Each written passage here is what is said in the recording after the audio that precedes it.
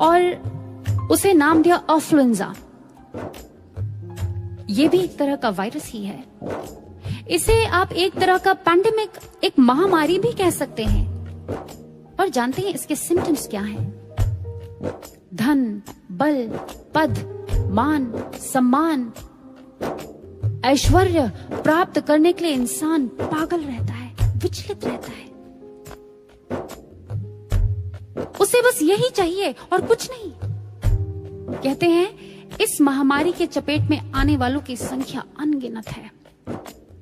कुछ उदाहरणों के तौर पर अगर आपको बताएं, हार्वर्ड ह्यूज हुए हैं जो शिकागो के एक बहुत बड़े बिजनेस मैग्नेट हुए अपने समय के।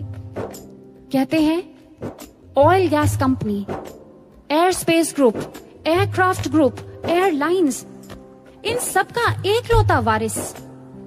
इसके अलावा एक सक्सेसफुल प्रोड्यूसर, डायरेक्टर, एक इन्वेंटर और भी बहुत कुछ, न जाने कितनी उपलब्धियां उन्होंने अपने नाम पर करी थी।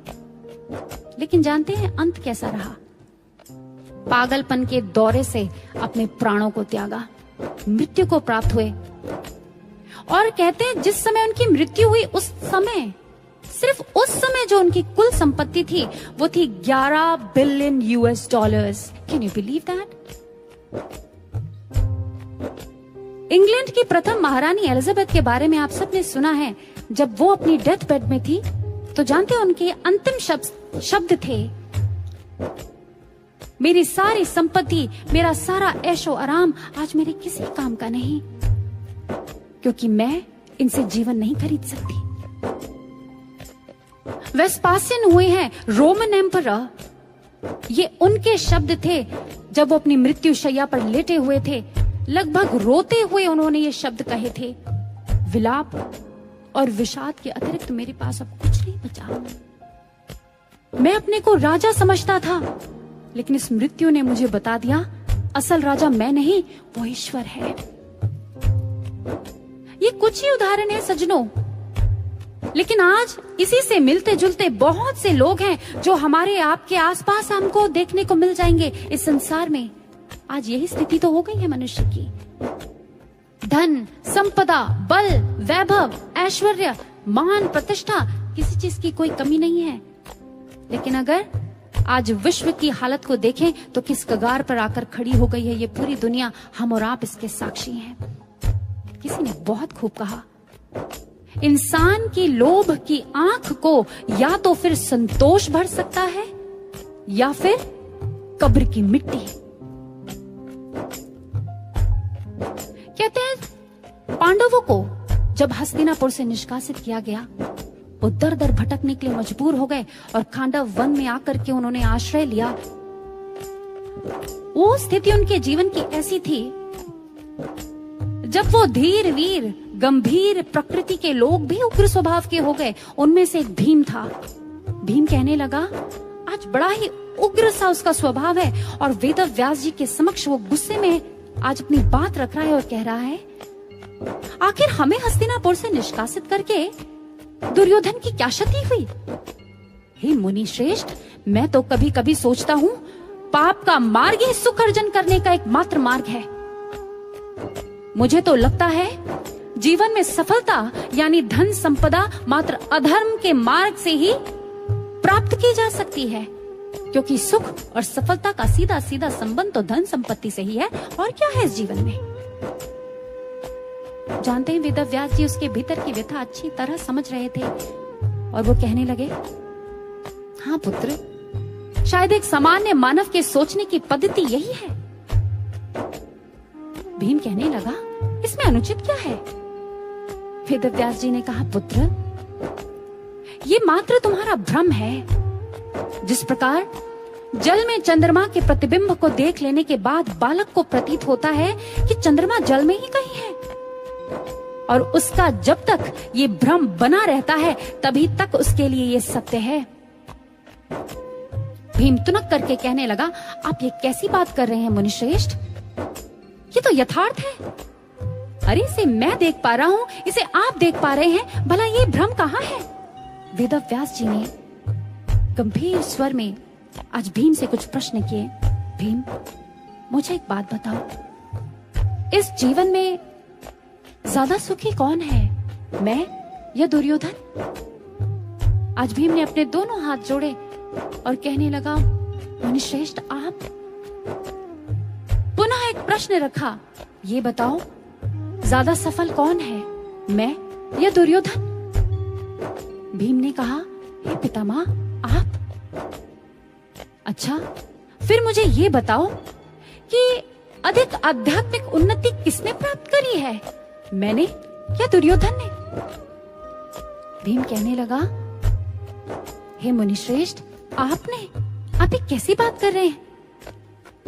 वेदव्यास जी ने कहा, लेकिन भीम, मेरे पास तो ना ही संपत्ति है, मेरे पास तो ना ही ऐश्वर्य है, ना ही सेना है, ना ही राज्य है, फिर? हमेशा एक बात याद रखना, धन और पद अधर्म को पोषित करते हैं। जीवन में प्राप्त करने योग्य मात्र मन की शुद्धि, आत्मा की उन्नति और भौतिक बंधनों से मुक्ति है वत्स। इस बात को कभी मत भूलना। तुम सुखी हो क्योंकि तुम में राज्य की वासना नहीं, तुम सुखी हो क्योंकि तुम में धन की लोलुपता नहीं, वरना तुम लोग जीते जी अपने प्राण रहते हस्तिनापुर का त्याग कभी नहीं कर सकते थे। याद रखो, सुख अर्जन में नहीं विसर्जन में है, भोग में नहीं त्याग में है, आसक्ति में नहीं अनासक्ति में है। कितनी सुंदर ये प्रेरणा हम सबके लिए है सज्जनों। गुरु महाराज जी के समक्ष भी एक बार एक जिज्ञासु आए, उनकी भी कुछ विचारधारा इसी प्रकार की थी। अपने दोनों हाथ जोड़े और महाराज जी से कहा, महाराज जी, मैं अथाह धन संपत्ति कमाना चाहता हूँ, मैं धनाढ्य बनना चाहता हूँ, मैं धनवान बनना चाहता हूँ। महाराज जी ने मुस्कुराते हुए उनको देखा और उन्हें कहा, जानते हो, ईश्वर किसी को धनवान इसीलिए नहीं बनाता कि वो उस धन का स्व के लिए उपभोग करे, अपितु इसलिए बनाता है ताकि वो उस धन को धर्म के कार्यों में लगा सके, क्योंकि स्वभोग में लगाया हुआ धन विनाश का कारण बनता है। इस बात को गांठ मार लो।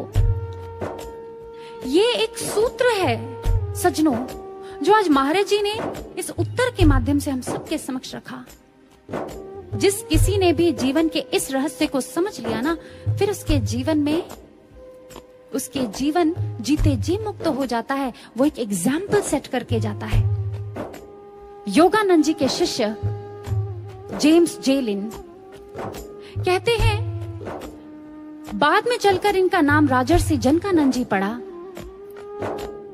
ये एक अमेरिकन थे, अमेरिका के एक मल्टी मिलियनियर बिजनेस टाइकून। 40 की उम्र में ये योगानंद परमहंस जी के संपर्क में आए। इन्होंने उनसे आध्यात्मिक दीक्षा को प्राप्त किया और ये उनकी ऑटोबायोग्राफी में लिखा हुआ है, मेरे जीवन में अथाह धन संपत्ति थी, ऐश्वर्य था, मान था, वैभव था, सब कुछ था, लेकिन मेरे जीवन में सुख नहीं था। एक विषाद, एक हताशा, एक निराशा, एक अलग सी अनिश्चितता मेरे जीवन को घेरे रहती थी, मुझे हर पल घेरे रहती थी। लेकिन जब मेरे जीवन में योगानंद जी आए तो उन्होंने मेरे जीवन की दिशा और दशा दोनों को ही बदल कर रख दिया। मेरा जीवन धन्य हो गया। और जानते हैं सज्जनों, इन गुरु भक्त की कैसी लौ लगी अपने गुरु से। कहते हैं, घर पे उपयुक्त माहौल, वातावरण ना मिलने पर ये सुबह जल्दी उठ करके अपने दफ्तर जाया करते और अपने ऑफिस के सेक्रेटरी डेस्क में जाकर के एक नोट छोड़ देते थे, please do not disturb, I am in conference with God. और घंटों घंटों साधना किया करते थे। अपने मल्टीपल बिजनेस के साथ साथ ये योगानंद परमहंस जी के आध्यात्मिक सम्मेलनों और आयोजनों में डट करके आर्थिक रूप से भी सहायता प्रदान करते रहते थे। अपने गुरु से एक ऐसा जुड़ाव स्थापित कर लिया था इन्होंने कि कितने भी व्यस्त हो ना, बस एक बार गुरु का संदेश क्या मिलता था, ये अपने सारे कार्यों को छोड़ करके और गुरु की आज्ञा की पूर्ति में जुट जाया करते थे। इतनी लगन, ऐसी लौ लगी। At the age of 63, जब अपनी मृत्यु के समय उन्होंने अपनी प्रॉपर्टी का एक बहुत बड़ा हिस्सा, a massive amount of $6 billion, धर्म के प्रचार प्रसार में दान स्वरूप भेंट किया, जो आज के $56 मिलियन के करीब है। सज्जनों, धर्म और कर्म के प्रति ऐसा अनूठा सामंजस्य, एक साधक के रूप में ऐसी एक निष्ठता थी इन गुरु भक्त जेम्स लिन की, जो आज के समय के लिए एक प्रेरणा बन गए। योगानंद परमहंस जी के शब्द हैं ये जेम्स लिन के लिए, May your life be a beacon light of inspiration to spiritual seekers on earth and in the astral world hereafter. तुम्हारा जीवन आध्यात्मिक जिज्ञासुओं के लिए वो प्रखर प्रेरणा पुंज बने जो न केवल इस लोक को बल्कि उस लोक को भी जगमगाता रहे, वहां भी जगमगाता रहे। इसीलिए सज्जनों, धन वही पवित्र है, वही सात्विक है जो इस धर्म के मार्ग पर लगता है, अन्यथा वो धन भी पाप का ही कारण बन जाता है। गीता के 17वें अध्याय में भगवान श्री कृष्ण इसी बात की पुष्टि कर रहे हैं। दात्वम मिति यद्दानम दीयते अनुपकारिणे देशे काले च पात्रे च तद्दानम सात्विकम स्मृतम।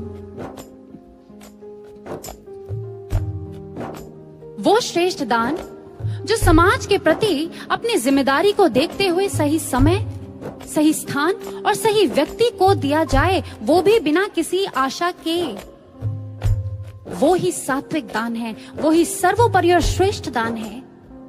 आज ये पूरा विश्व हम सबसे ऐसी ही दान की आशा कर रहा है। दान इंसान की इंसानियत का, दान साधकों की दृढ़ साधना का, दान हम सबकी शुभ्र चिंतन और एक निष्काम प्रार्थनाओं का दान। आइए, ये युग बड़ी आशाओं से हम सबको देख रहा है, हम मिल करके इसके उत्थान की गाथा लिखते हैं। आगे ये भजन हमसे और भी कुछ कहता है, श्रवण करते हैं। जो ऊंचे पहुंचे संत जन है, उनसे पूछो पथ की बातें। जो ऊंचे पहुंचे संत जन है, उनसे पूछो पथ की बातें। जो बारह बाट के बीच में है, जो बारह बाट के बीच में है, वो हमको राह दिखा ना सके। वो जीवन क्या जिस जीवन में, वो जीवन क्या जिस जीवन में। एक बार महर्षि के पास कुछ लोग बैठे थे। उनमें से अधिकतर लोगों की भौतिकवादी मानसिकता थी, भौतिकवादी विचारधारा के वो लोग थे, और इसीलिए उनके प्रश्न भी संसारी ही थे।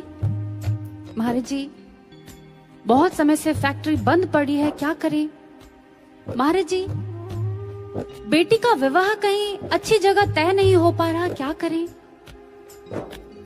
कुछ देर बाद महाराज जी ने बहुत विनम्रतापूर्ण वाणी में कहा, मुझे लगता है आपको किसी ज्योतिषी, किसी पंडित या किसी तांत्रिक की ज्यादा आवश्यकता है, सद्गुरु की नहीं। ये सुनना था, सारे कमरे में सन्नाटा पसर गया।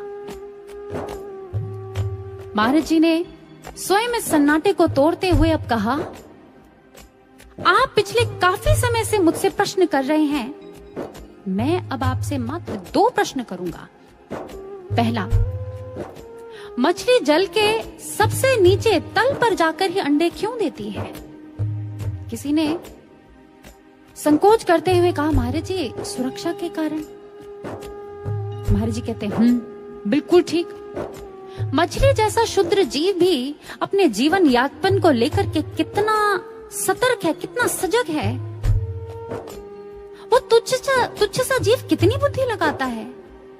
तो फिर हम तो उस ईश्वर की सर्वोत्तम कृति है, सिरमौर है सृष्टि का। क्या हमको इस मनुष्य तन से श्रेष्ठ जिज्ञासा नहीं करनी चाहिए?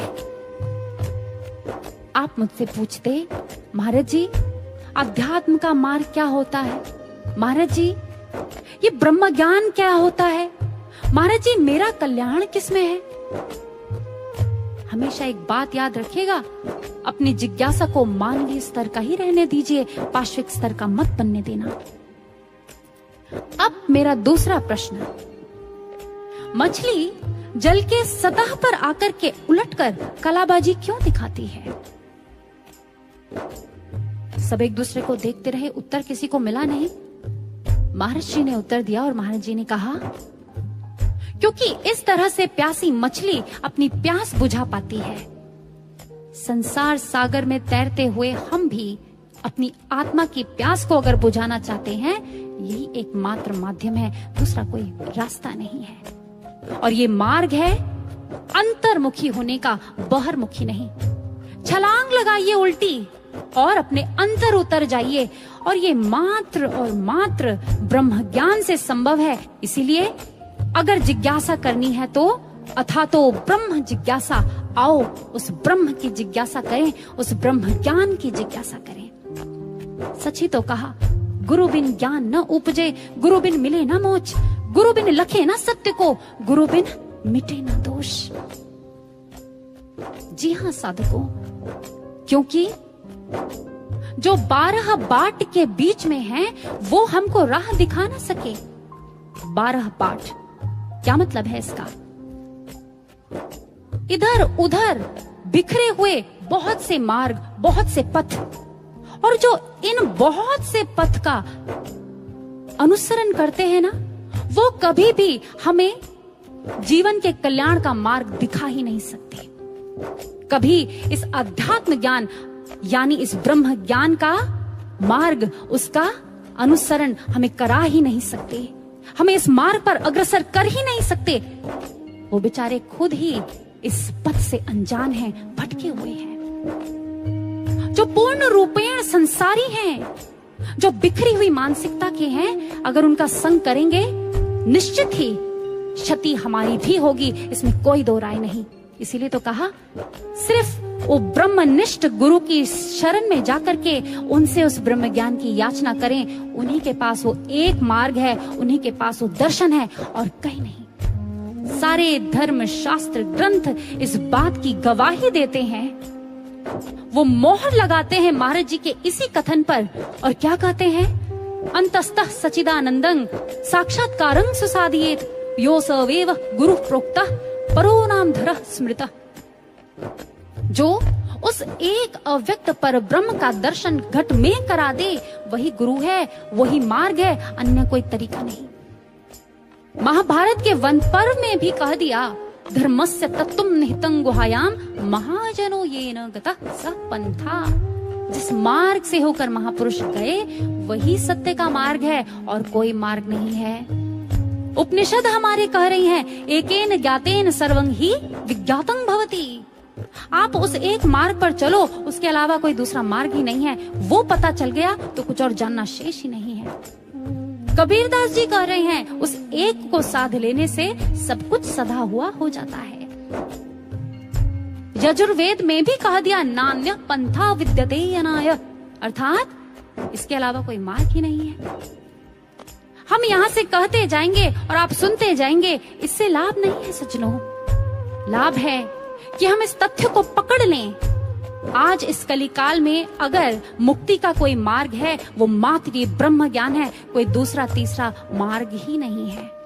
हम भाग्यशाली हैं, आज हमें गुरु की वो कसौटी मिली, हमें ब्रह्म ज्ञान मिला, और इन सब से ऊपर आज हमें वो शक्ति मिल गई, वो परम सत्ता मिल गई, सद्गुरु सर्व श्री आशुतोष महाराज जी के रूप में। किसी ने खूब कहा, किसी के पास कुछ ना हो तो हंसती है दुनिया, किसी के पास सब कुछ हो तो जलती है दुनिया। हमारे पास युग के पूर्ण गुरु आशुतोष हैं, जिनके लिए तरसती है दुनिया, जिनके लिए तरसती है दुनिया। जी हाँ सज्जनों, कहते हैं अगर कोई नेत्रहीन गिर जाता है ना, तो ये सारा संसार उसके प्रति सहानुभूति जताती है, उसके प्रति दया प्रकट करती है। ये सारी दुनिया उसको दया की दृष्टि से देखती है। लेकिन अगर कोई आंख वाला गिरता है तो ये संसार उस पर हंसता है, उसका मखौल उड़ाता है। ठीक इसी प्रकार आज ये हमारा परम सौभाग्य है कि गुरुदेव श्री आशुतोष महाराज जी की अनुकंपा से हमें वो विवेक का चक्षु प्राप्त हुआ है, वो ब्रह्म ज्ञान प्राप्त हुआ है, वो मार्ग भी महाराज जी ने दिखाया है। फिर भी अगर कोई गुरु के आदर्शों, गुरु के मूल्यों, संस्कारों और अपने चरित्र से गिर जाता है ना, तो फिर सिर्फ ये दुनिया नहीं हंसेगी उस पर, आने वाले कई युग उस पर हंसेंगे और कहेंगे कैसे अभागे थे। देखो तो जरा, मार्ग भी मिला, लक्ष्य भी मिला और कुछ कर भी नहीं पाए। कहीं ऐसा ना हो सज्जनों, आज नवयुग का महाकाव्य लिखा जा रहा है, जिसके ऑथर स्वयं गुरुदेव श्री आशुतोष महाराज जी हैं। उनकी ऑडियंस ये संपूर्ण मानव जाति है। उनका पर्पस यानी ध्येय ब्रह्म ज्ञान से मानव में क्रांति से विश्व में शांति तक का ध्येय है। आइए, हम किस चीज की प्रतीक्षा कर रहे हैं? हम भी नवयुग के इस महाकाव्य में अपनी अपनी भूमिकाएं पूरी ईमानदारी से निभाएं सज्जनों। गुरु महाराज जी के पास एक बार एक भक्त बैठा हुआ था और उसने दोनों हाथ जोड़ते हुए महाराज जी से प्रार्थना करी, महाराज जी, हमें कैसे पता चले कि हम इस मार्ग में दृढ़ता से चल रहे हैं? हमें कैसे पता चले कि आप हमसे प्रसन्न हैं, हम ठीक ठाक चल रहे हैं? महाराज श्री ने एक बात उन गुरु भाई को बोली और कहा, देखो, इस मार्ग में 3 प्रकार के लोग चलते हैं। एक वो जिनमें दैवीय गुण होते हैं, दूसरे वो जिनमें जो अंदर और बाहर से पवित्र होते हैं, पवित्र आचरण के स्वामी होते हैं। अभी इतना सुनना ही था कि उन गुरु भाई की आंखों से अश्रुधारा प्रवाहित हो गई और वो रोने लगे, सुबक सुबक कर रोने लगे और महाराज जी के चरणों में गिर गए। महाराज जी से कहने लगे, महाराज जी, मेरे भीतर तो ना ही कोई दैवीय गुण है प्रभु, और ना ही मैं भीतर और बाहर से पवित्र हूँ। मलिनताओं का पुतला हूं मैं तो महाराज जी।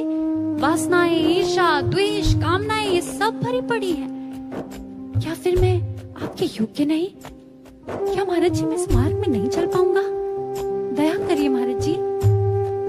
महाराज जी ने जैसे ही ऐसे सुना, महाराज जी की आंखों में आज करुणा का सागर सिमट गया और महाराज जी ने अपने हाथों से उसके सर पर प्यार से हाथ सहलाया। और जानते हैं महाराज जी ने क्या कहा? महाराज जी ने कहा, और जानता है तीसरे कौन से होते हैं? जिन्हें हम चुनते हैं। और फिर जिन्हें हम चुनते हैं वो भाग्यशाली होते हैं जो कि तुम हो। हाँ, वो महाराज जी को देखता रहा, रोता रहा और देखता रहा। ये कैसी दयालुता है भगवान की, ये कैसी करुणामयी भगवान है। ये महाराज जी कितने करुणामयी है। महाराज जी ने कहा, जो मेरे आदर्शों को, मेरे व्यक्तित्व को, मेरे आचरण को अपने जीवन में उतार लेगा, धारण कर लेगा, फिर ये सब गुण तो मैं उसके अंदर ऐसे ही भर दूंगा। समझा कुछ? क्या हम समझे कुछ? जी हाँ सज्जनों, आज महाराज जी से प्रार्थना करें, महाराज जी, जिस लक्ष्य के लिए आपने हम सबको चुना है ना महाराज जी, हम सब भी उसके योग्य तो नहीं हैं, लेकिन ये आपकी करुणा है, आपकी दया है, अथाह ममता है हमारे प्रति कि आपने हमें इस योग्य समझा। आपने हमारे भीतर वो संभावनाएं खोजी, आपने हमारे भीतर जिंदगी का सही मर्म जगाया और हमें अपने संग चलने का वो गौरव प्रदान किया। महाराज जी, हमें तो ऐसी कोई भी बात नहीं है। हे महाराज जी, हम आपका शुक्रिया अदा कैसे करें? महाकाव्य में चुनकर हमको जीते जी निर्वाण दे दिया। हमने तो एक किरण मांगी थी, तुमने तो दिनमान दे दिया। परम चेतना और अनंत करुणा के सिंधु हो तुम। धूल से दूषित कण हैं हम, जो मलिनताओं में कहीं थे गुम। संभावनाएं खोजी हम में, अपने संग चलाया है। ना कुछ किया न कर पाए, फिर भी हर श्रेय दिलाया है। बूंद के प्यासे चातक को स्वाति सिंधु अमान दे दिया। हमने एक किरण मांगी थी, तुमने तो दिनमान दे दिया। हमने एक किरण मांगी थी, तुमने तो दिनमान दे दिया। हम योग्य नहीं थे महाराज जी, पर आपने हमें ये अवसर दिया। आपने हमें ये सौभाग्य प्रदान किया।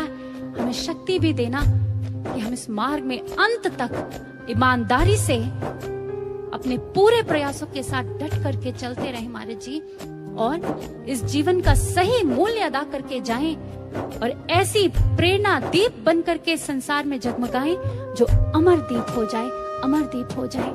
आइए इस प्रेरणा को क्यों ना एक बार फिर अपने हृदय में संजोते हैं।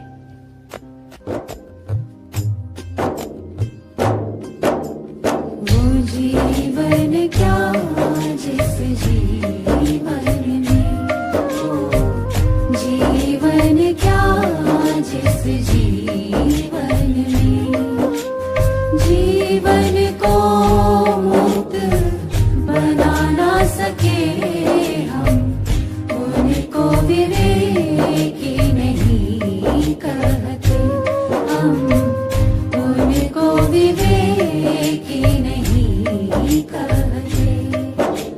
जो सतपथ को अपना ना सके, वो जीवन क्या जिस जीवन में, वो जीवन क्या जिस जीवन में, वो जीवन क्या जिस जीवन